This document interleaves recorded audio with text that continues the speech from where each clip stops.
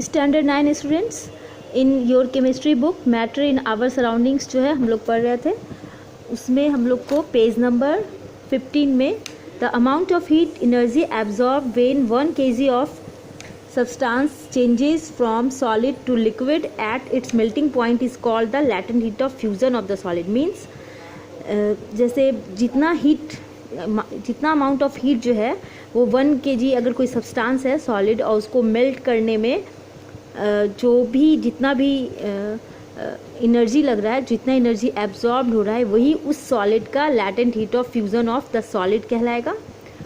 तो जैसे तुम एग्जांपल पे अभी तुम लोग को मैं कल बताई थी कि ये यहाँ पे पेज नंबर 14 में एक दिया हुआ था कि किस तरह से टेम्परेचर जो है जब बॉईल कर रहे हैं आइस है उसको हीट किया गया तो किस टेम्परेचर पे वो नोट डाउन करने के लिए थर्मोमीटर भी उसमें लगा हुआ. ये एग्जांपल कल मैं एक्सप्लेन की थी.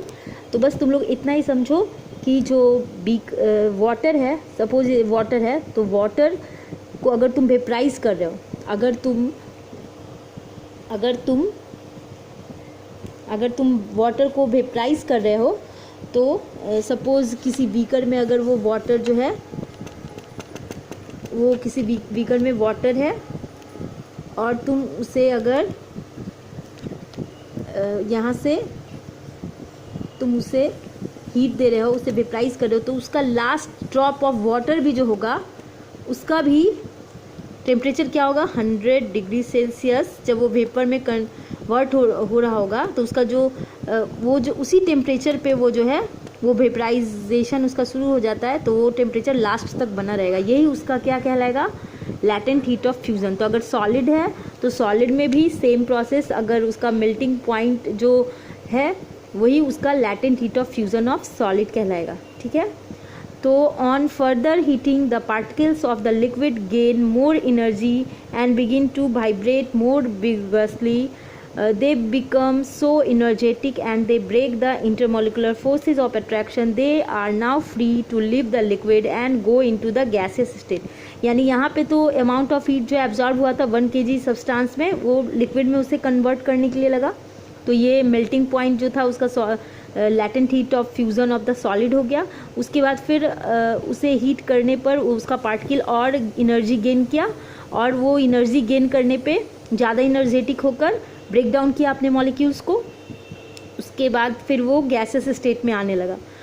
तो ये जो है बॉईल करना शुरू कर दिया वो लिक्विड जो है, और वो ये लिक्विड जब बॉईल करना शुरू कर दिया और वो गैसियस स्टेट में, वेपर के रूप में गैसियस स्टेट में आना शुरू हो जाएगा. तो the temperature at which a liquid is converted into gas और vapour is known as the boiling point of the liquid.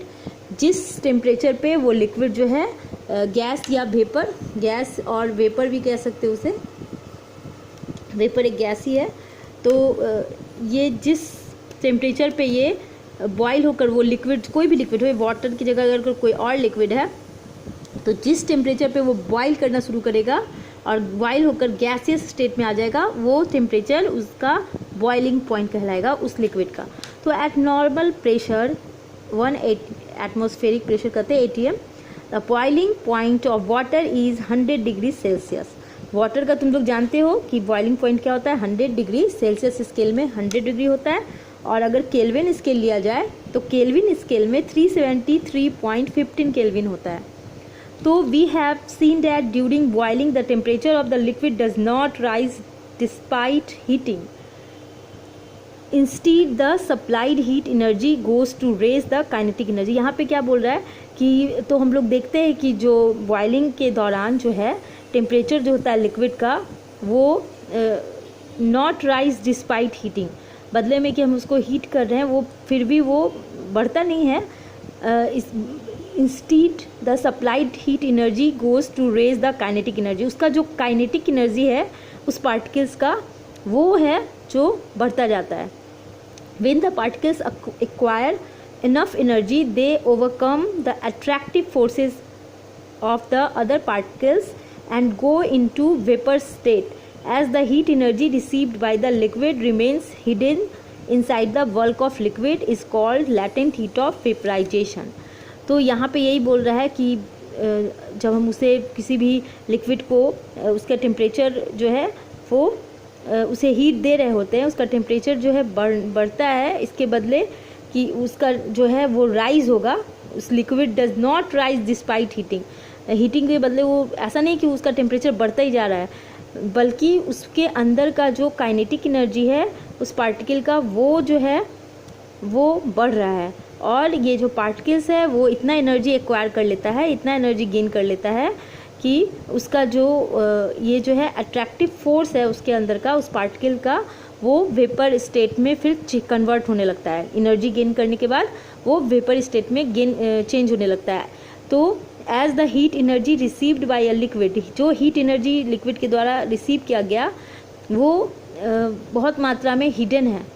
Bulk of liquid, liquid का जो बल्क है उतनी मात्रा में जो लिक्विड है उसके अंदर समझो कि उसका एनर्जी जो है वो छुपा रहता है, और यही कहलाता है लैटेंट हीट ऑफ वेपराइजेशन।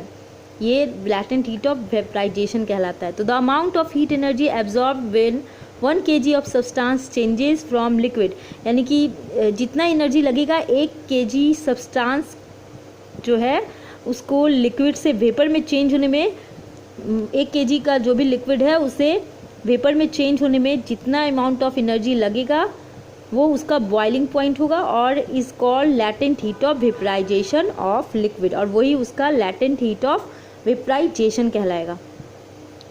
तो जब लिक्विड से वेपर बनने में जो एनर्जी, जो अमाउंट ऑफ एनर्जी लग रहा है वो उसका लैटेंट हीट ऑफ वेपराइजेशन हो गया। अब जो है on cooling the reverse process occurs, that is a gas और vapour when cooled converted into liquid. अब हम इसको रिवर्स करेंगे। अब ये जो वेपर है ये लिक्विड में कन्वर्ट होगा, ये तो गैस बन के ऊपर जा रहा है। अगर तुम ऐसे एक घर पे एक एक्टिविटी भी कर सकते हो, तुम देखते हो कि तुम एक मान लो पतीले में तुमने पानी रखा, हॉट कर उसे बॉईल किया और उसके ऊपर एक कवर, एक लिड रख दिया, ढक्कन रख दिया, तो तब जब तुम उस ढक्कन को उठाते हो देखते हो कि वो वेपर जो है लिक्विड बनकर जब कूल वो गिरने लगता है, क्योंकि उसका टेम्परेचर वो जो है टेम्परेचर कम होने से वो वेपर जो है वो अगेन लिक्विड में चेंज हो जाता है और उससे गिरने लगता है। तो वही बोल रहा है कि the process by which the change of in state from gaseous in liquid to liquid state is called condensation और लिक्विफिकेशन। वो स्टेट जब कि गैस जो है लिक्विड में कन्वर्ट होता है उस स्टेट, उसको, इस प्रोसेस को कहते हैं कंडेंसेशन और liquefaction. When the liquid is further cooled is transformed into solid, फिर उसे और कूल किया जाएगा तो वो सॉलिड में कन्वर्ट हो जाएगा। तो ये इन्वर्स फिर प्रोसेस हो गया। तो the temperature at which the change in state from liquid to solid takes place is called the freezing point, यानी जो टेम्परेचर जिस पे कि एक लिक्विड जो है सॉलिड स्टेट में आ जाता है वो उसका फ्रीजिंग पॉइंट कहलाता है। And the process by which such a change takes place is called freezing, और वो प्रोसेस जो है जिसमें वो जो है कूल होकर सॉलिड में चेंज हो जाता है उस प्रोसेस को कहते हैं फ्रीजिंग।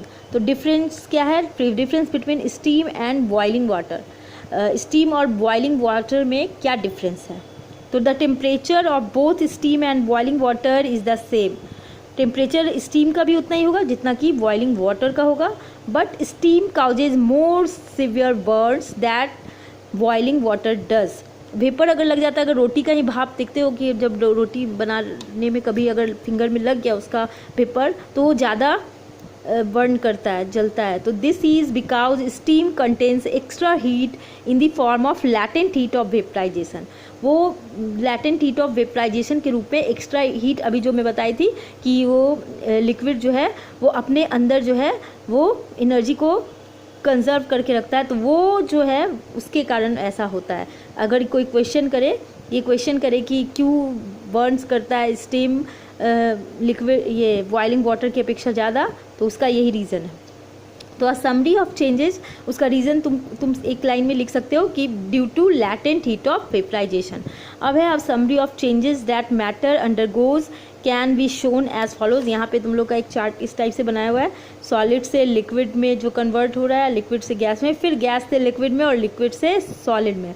और ये प्रोसेस देखो, जो सॉलिड से डायरेक्ट गैस में अगर जो चेंज हो जाता है तो उस प्रोसेस को सब्लिमेशन कहते हैं, और गैस जो है गैस से लिक्विड में बनना कंडेंसेशन और लिक्विड से गैस में बनना वेपराइजेशन, सॉलिड से लिक्विड में चेंज होना फ्यूज़न और लिक्विड से सॉलिड में चेंज होना सॉलिडिफिकेशन। तो ये इसका प्रोसेस है। तो अब नेक्स्ट क्लास में मैं आगे एक्सप्लेन करूँगी। Thank you.